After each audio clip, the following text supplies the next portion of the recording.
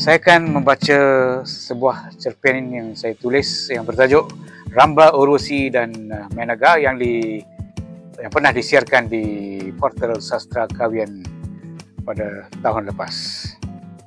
Ramba, Urwasi dan Menaga. Saya membuka pintu bilik Wituan secara perlahan. Saya pun tidak faham apa yang mendorong saya membuat perbuatan yang tidak senonoh itu. Wituan biasanya akan lama di dalam bilik mandi. Ini dijadikan peluang. Manalah tahu jika saya temui apa-apa di dalam biliknya. Tak payahlah saya menaruh harapan setiap hari. Tidak banyak barang miliknya di dalam bilik ini.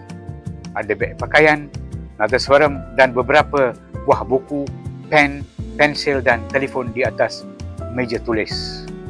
Saya mengeluarkan dompetnya. Mungkin ada gambar.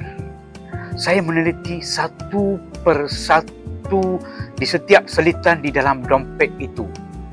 Cuma ada beberapa kepingan wang kertas India. Malaysia dan resit-resit pembelian sahaja. Kemudian saya menghampiri meja tulisnya. Ramba, Urwasi dan Menaga. Itulah nama kami tiga beradik.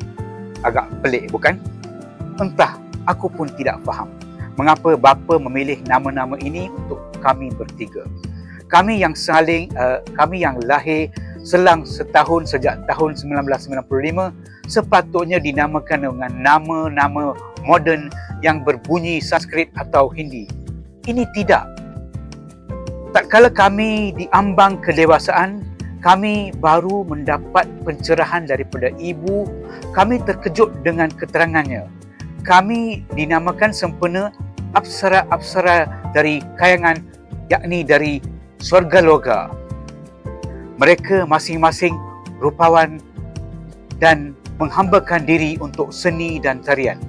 Mereka menggembirakan warga Swargaloka. Saya mati-mati ingat bapa menamakan kami sempena nama artis-artis India ketika itu.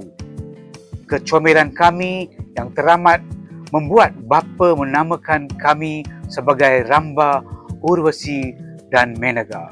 Begitulah kata ibu.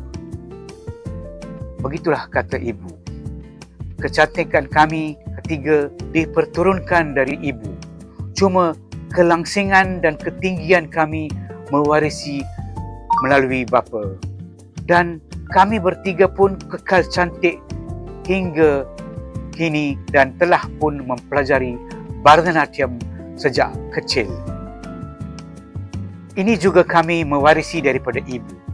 Ibu juga menurunkan seni tari klasik ini kepada anak-anak kecil sejak dahulu.